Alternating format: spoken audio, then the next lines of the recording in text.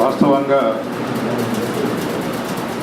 మొదటి నుంచి కూడా దశాబ్దాల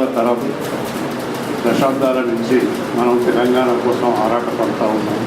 తెలంగాణ కావాలని అప్పటి నుంచి ఇప్పటిదాకా పోరాటాలు చేస్తున్నాం.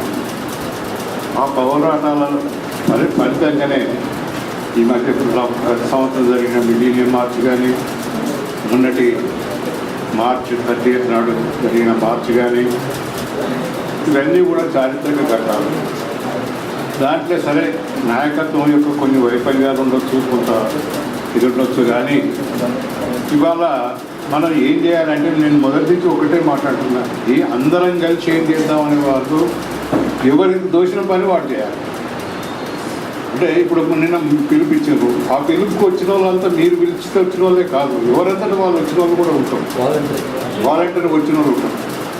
పెద్ద విశాల ప్రాతిపదిక పైన ఒక వేదిక కావాలి, ఆ వేదిక పై నుంచి మనం ఏదో చేయాలి అనే ఆలోచన చేసే బదులు మన వంతు కర్తవ్యంగా మనం ఏం చేస్తే, దానికి ఏం చేయగలిగితే, ఇప్పుడు వీడు మాట్లాడిన వక్తలందరూ తలా ఒక సూచన చేశారు.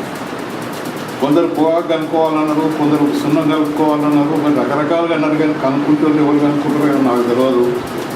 మరి వాటన్నిటి గురించి మనం ఆలోచన చేసే బదులు మనకు తోచిన ఒక కార్యక్రమం తీసుకుంటే, ఆ కార్యక్రమంలో పార్టిసిపేట్ కావడానికి ఇవాళ ప్రజలు సిద్ధంగా ఉన్నారు, కామన్ ప్రజలు సిద్ధంగా ఉన్నారు. దాన్ని మనం ఉపయోగించుకోవడానికి ఏ విధంగా చేయాలన్నది మీరంతా ఆలోచించాలని చెప్పుకోవద్దు.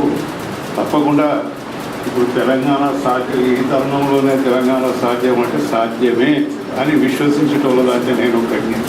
దానికోసం ఏదైనా సరే మనందరం కలిసి సమిష్టి నిర్ణయం కాదు, నిర్ణయం కొందరే తీసుకుంటారు, 2, 3, 4 ఎవరో ఒకరు నాయకత్వం తీసుకుంటారు.